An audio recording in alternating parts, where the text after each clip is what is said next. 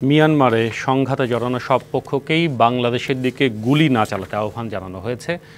আবার যদি এখানে গুলি আসে তাহলে পাল্টা গুলি চালানোর হুঁশিয়ারি দেওয়া হয়েছে। সাংবাদিকদের কথা জানিয়েছেন স্বরাষ্ট্রমন্ত্রী।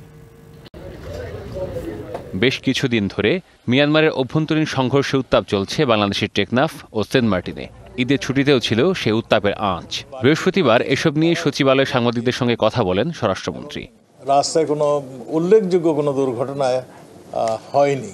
মন্ত্রী জানান, মিয়ানমারের বিবদমান পক্ষগুলো ভুল করে বাংলাদেশে গুলি চালায়। এজন্য সীমান্তে বাংলাদেশের নিরাপত্তা বাহিনীগুলোকে বেশ কিছু নির্দেশনা দেওয়া হয়েছে।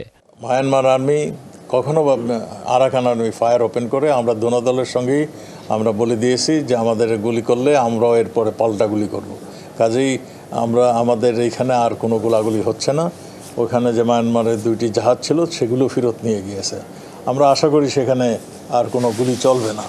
এক প্রশ্নে ডিএমপির সাবেক কমিশনার আসাদুজ্জামান মিয়া ও সাবেক আইজিপি বেনজিরকে নিয়েও কথা বলেন মন্ত্রী। স্বাস্থ্য এবং স্বাদের মধ্যে চমৎকার একটা ব্যালেন্স করে পীর প্রিমিয়াম আয়োডাইজড লবণ। এখন পর্যন্ত কোনো মামলার ওয়ারেন্ট কপি কোনো রায় আমরা এখনো আমাদের কাছে পৌঁছেনি। বেনজির আহমেদ বিদেশের মিশনে অনেক বছর ছিলেন, সেগুলো আপনাদের জানা দরকার।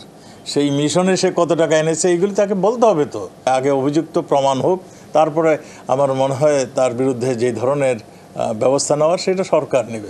এমপি আনার প্রসঙ্গে ডরেনের অভিযোগগুলো অনুমান ভিত্তিক বলে মন্তব্য করেন স্বরাষ্ট্রমন্ত্রী। এগুলি তার অনুমান ভিত্তিক তথ্য।